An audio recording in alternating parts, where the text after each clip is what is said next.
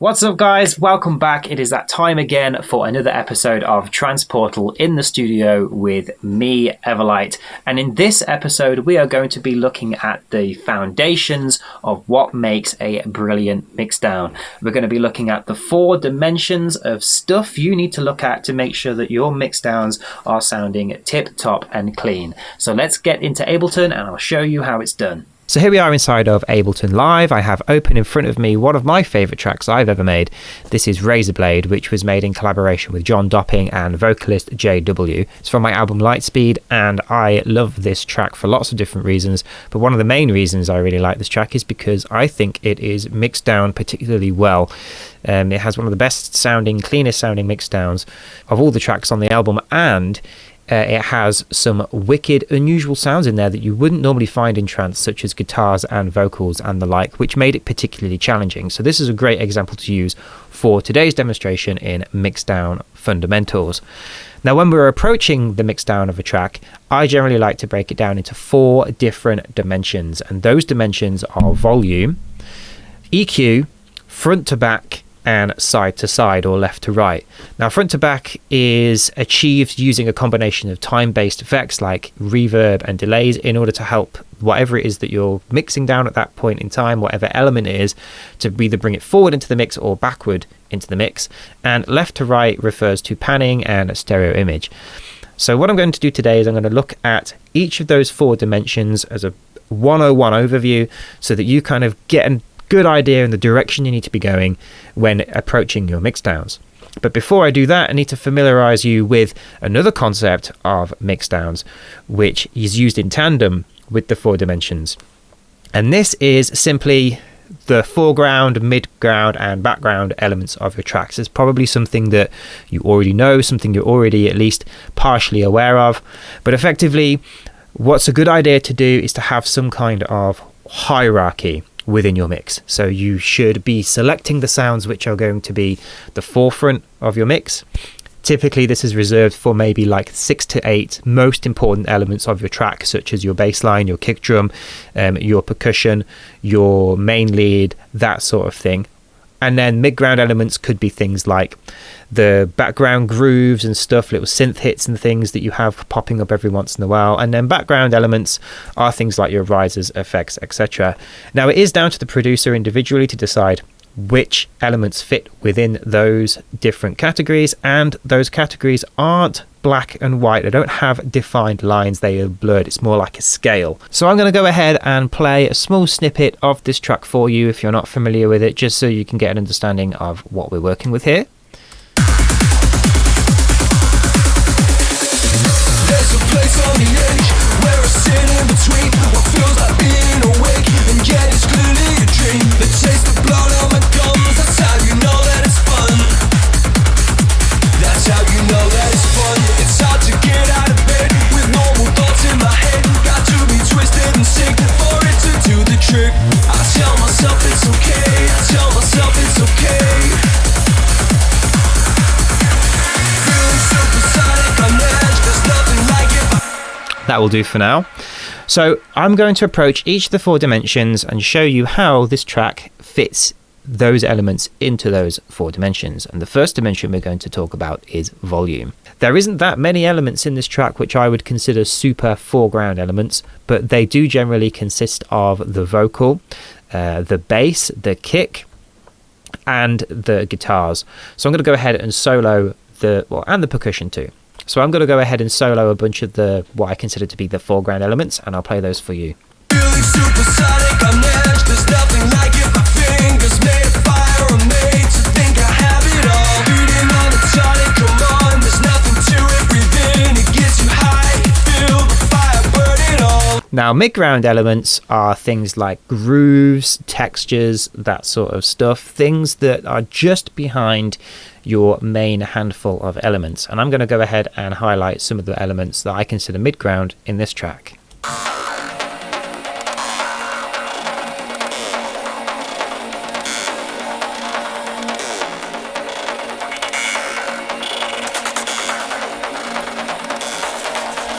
Background elements are probably one of the most obvious. They are Literally things like risers, little details that go on in the background, things like crashes, that sort of stuff. So I'll highlight some of those to show you what I mean.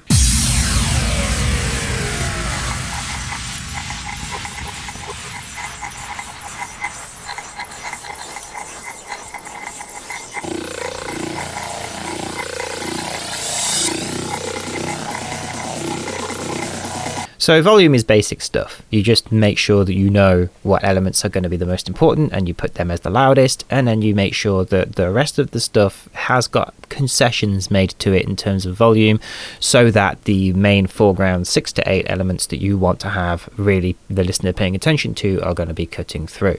So now we've spoken a little bit about volume, let's talk about the next dimension, EQ. EQ is all about getting all of your elements in your track to fit into a nice, neat little box, and that little box is your frequency spectrum. So we're talking about things like bass, mid-ground, and high-end. The first general guideline is that the more forward or higher up on the hierarchy something is, the more natural-ish you want to leave it. So in my experience, it's worth noting that cutting things out of other elements to allow space for sounds that are higher up on the hierarchy sounds a lot cleaner than just going onto your bass and then boosting the bass right up. You can obviously use bass boost to a certain degree. In fact, I think I probably have done it on this track. Let me go and have a look. Yep, you can see that I've boosted the bass somewhat here, but that is a nice natural curve, and it's in combination with cutting the bass out of other elements such as the pad here, which has got quite a sharp EQ to get rid of a lot of stuff below 100 Hertz. But the general rule is that this pad has got quite a lot of hefty EQ on it. You can see it's been cut quite severely in the bass, and then it's got quite a severe dip in the mid-range. Now that's because this pad is a mid-ground element. It's something that isn't in your face, and therefore you can afford to have slightly more severe EQs on it. And then if we go further back, you can see, and we look at some of the risers, you can see that the risers and the background effects have got extreme EQ on it. So that's just a general rule that you can follow. The further back something is in the mix, the more you can get extreme with the EQ in order to get it to fit, because the less the listener is going to notice it. With things in the foreground here, like my vocal, you can see that I have made a cut for the bass, because the bass is very important, but the vocal itself is actually left as natural as I possibly could get it, because the recording was very good quality, and I wanted to make sure that it didn't sound artificial in any way whatsoever. Now, one of the best ways you can get everything to sound natural when you're using EQ is to have a good understanding of the strengths and weaknesses of the frequency balance of a particular sound. For example, a vocal, the most of the weight of a male vocal will sit somewhere between the 100 to 1K range. I'll play that and I'll show you. There's a place on the edge where I sit in between what feels like being awake. But then if you wanted to add more presence to that vocal, if you wanted it to sound more sharp, then you could boost the high end. Now, this is something that you're going to learn through experience. Different kinds of sounds will have stronger areas than others. For example, lead sounds, trance lead sounds have quite a lot of presence in the 1K range plus, and then basses, obviously, they're going to be way down below. It's going to be up to you as a producer on your journey to figure out the sounds that you use and where their strengths and weaknesses lie. And then, in order to keep everything sounding natural, make sure that you're slotting together your elements and cutting out the bad stuff gently from each, but keeping in the good stuff from each of them, and making sure that the sounds play into each other's strengths when you are trying to fit them together in that little box. So what I mean by that is, with this vocal here, we know that its strength is within the 100 to 1K range. That's where most of the weight of the vocal is. So in the other elements, particularly in the mid-ground, we're probably going to want to be EQing those in a way that makes room for the vocal. One such example is here with this pad that I have, that I just demonstrated before. There is a heavy notch in that very same range, precisely for that reason.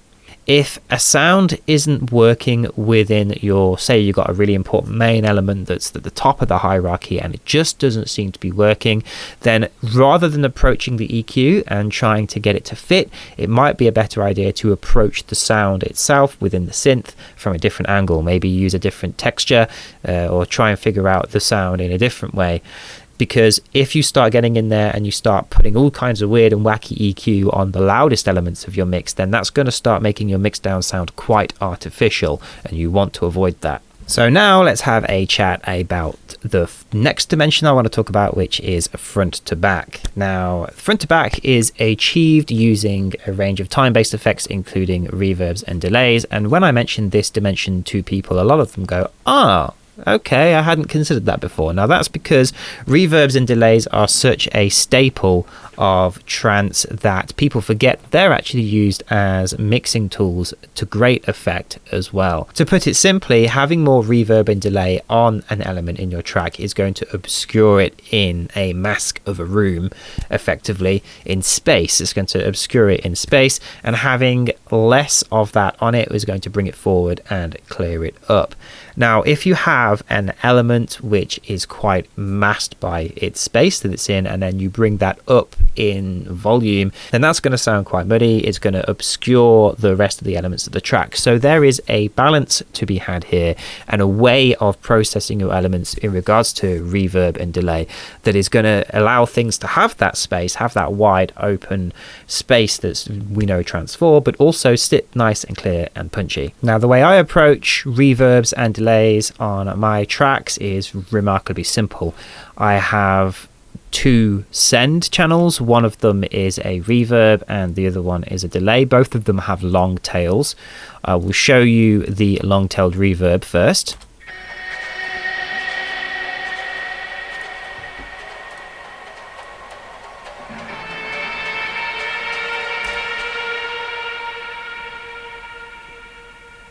Nice and dreamy and trippy. I also have a Big Sky reverb unit, which I didn't use in this track because I didn't own it at the time, but that takes the place of my send nowadays for reverbs.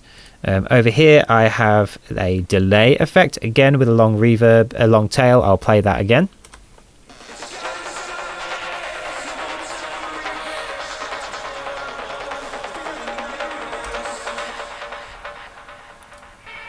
Now, by having all of your elements get sent into one or two reverb and delays, there is a plethora of upsides to that. The first one is that all of the elements in your track are being sent into a cohesive space.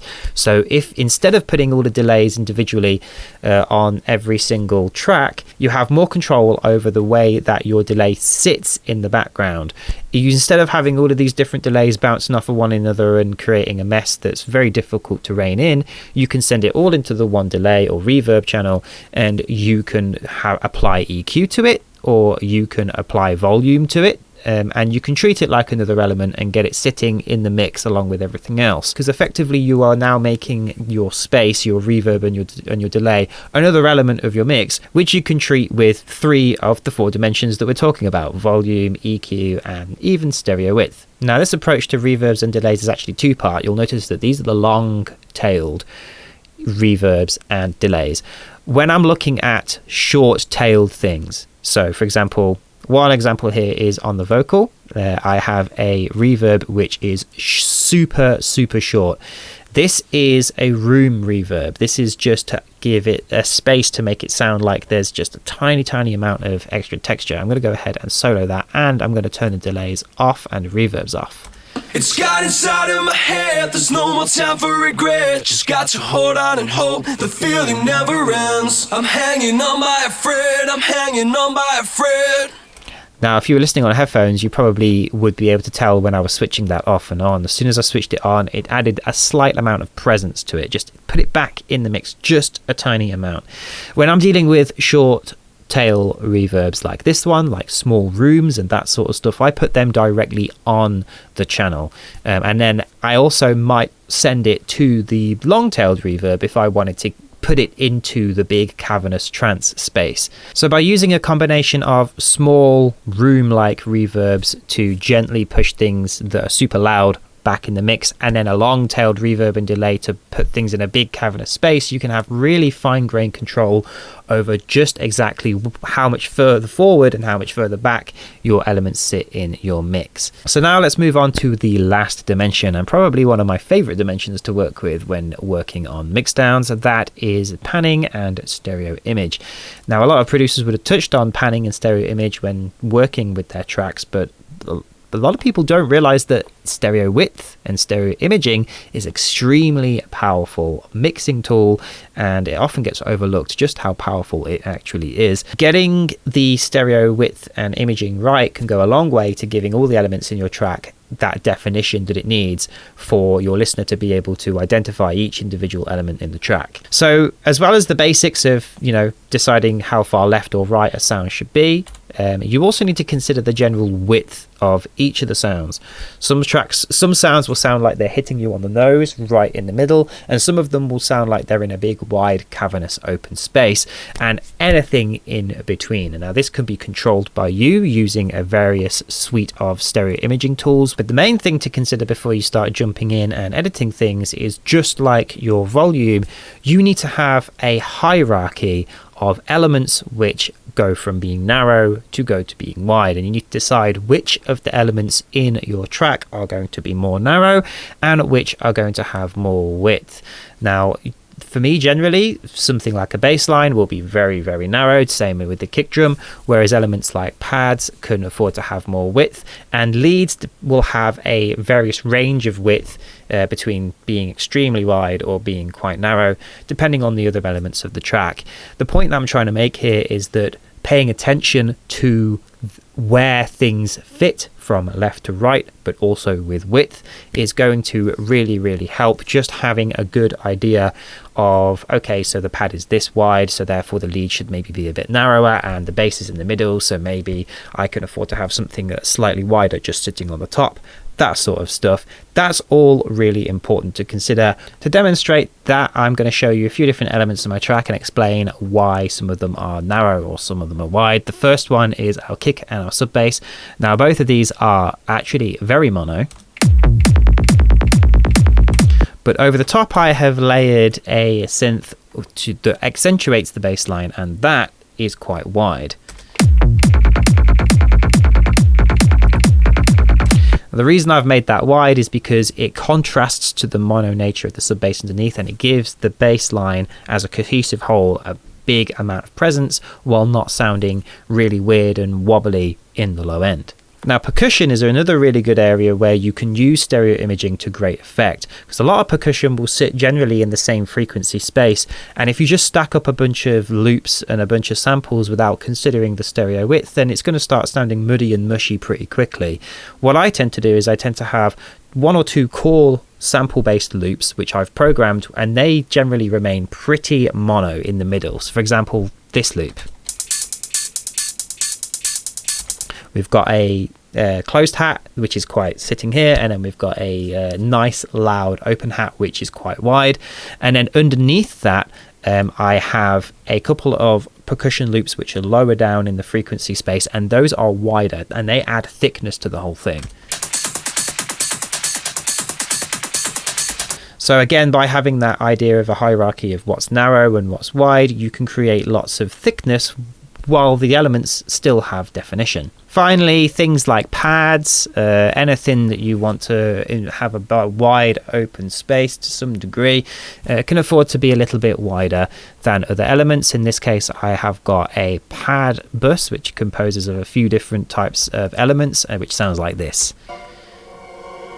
It's got a choir and a strings, and you can see there that this is set to very wide. Now, when you have decided what elements you want wide and what elements you want to be more narrowed, there are basically a handful of tools that you can use to ensure that you achieve those effects. And now the number one most important tool that you should use before anything else is the synthesizer itself. A lot of synthesizers will come with a width parameter that can be modified. Serums, for example, is found in the global tab. You can see here there is a section that says unison width, and what this does is it controls the stereo spread of its detune unison feature. So if you make that narrower, by default it's turned all the way up, and if you put a bunch of instances of Serum in your track, you use Serum a lot, and you're not paying attention to the width on the global, then I can guarantee that you're going to have too many sounds in your track that are all too wide. So every once in a while it's worth going into your synthesizers panning width parameter, wherever that is. Go and check out the manual for your synths, and just reining it in depending on where you want your element to sit within the stereo image. Now, the reason I say this is the most important way of controlling stereo image is because it is the thing that sounds the most natural. Some sounds you don't have that option because they're audio, in which case you have two tools at your disposal which are particularly effective. One such tool is an imaging tool. You've seen it already in this video. I use Ozone 5, which is ancient by today's standards, but I love it. I still use it, and I use this just to gently rein things in or push them out. And then finally, another powerful tool that you can use is known as a doubler, and I use Waves Doubler, which basically takes the sound, it duplicates it, splits it into two, and then it introduces timing differences to each of the sounds in order to make it sound wider. Now, this is good for certain applications such as percussion loops and the like, and not for others. So generally those are the tools that you can kind of touch on when trying to control the width of your sounds. Guys, that is all 4 dimensions, all the foundations that you need to know about how to get a good mix down to put you on the correct path, so you know what to focus on next time when you have got that track that you need to mix down. Guys, thank you all for watching. This has been Tranceportal in the studio with me, EverLight. I'll see you all again next time. Make sure you like this video and subscribe to the Tranceportal YouTube. See you all again soon.